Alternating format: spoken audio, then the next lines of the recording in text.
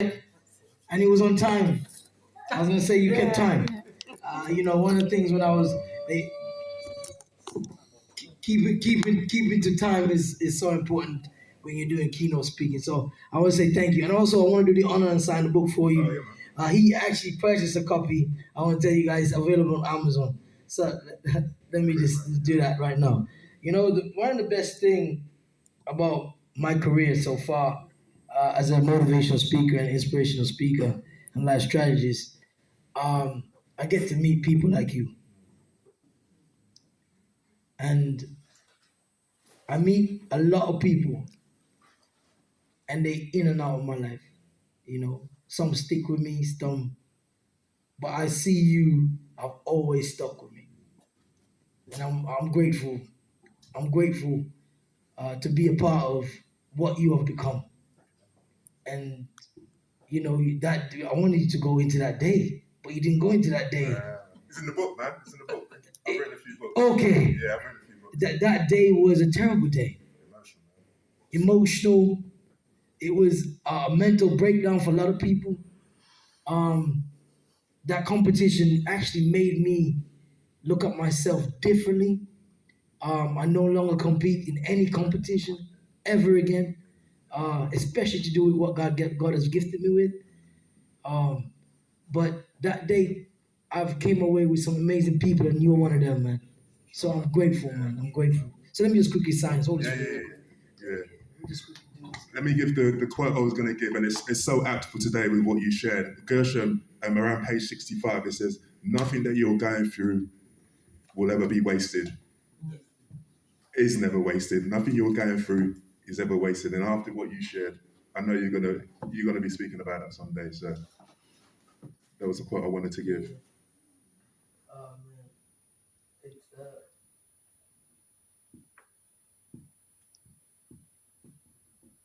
Someone got any questions actually? Well, Gershom's right now. Know that beautiful message from me.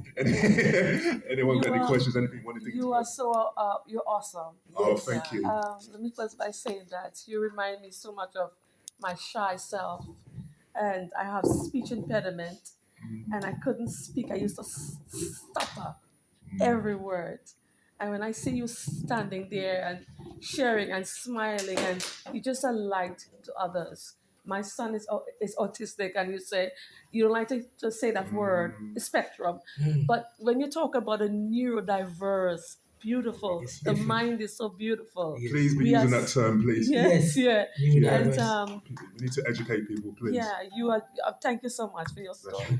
You've planted a big seed, and I know a lot of people are watching. And let me just say this, I do this because of this.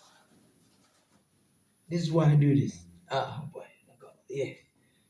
Because one of the greatest gifts of life is knowing that you are here and you can do something to help others.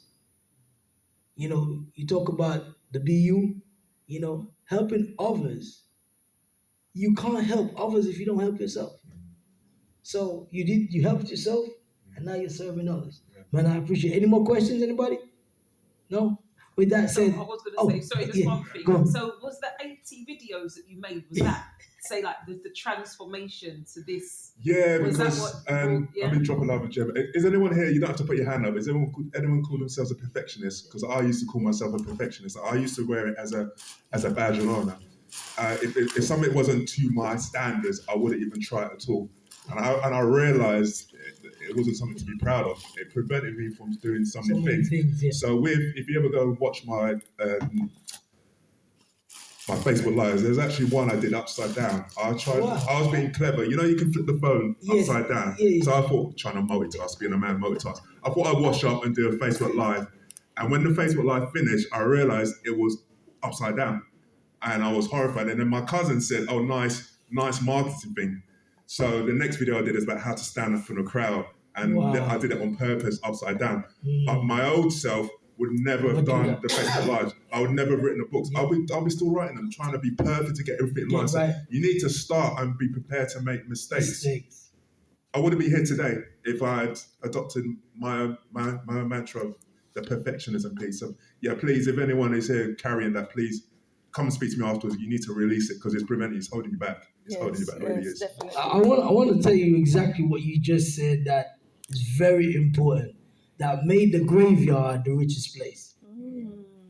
Because let me tell you something.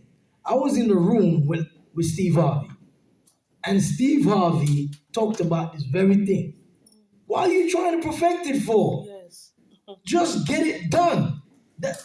Start it, get it done. That's the key. Strive for excellence. Strive for excellence. Just get it done. Because when you strive for excellence, you have to start somewhere. And you know, somebody taught me something about books.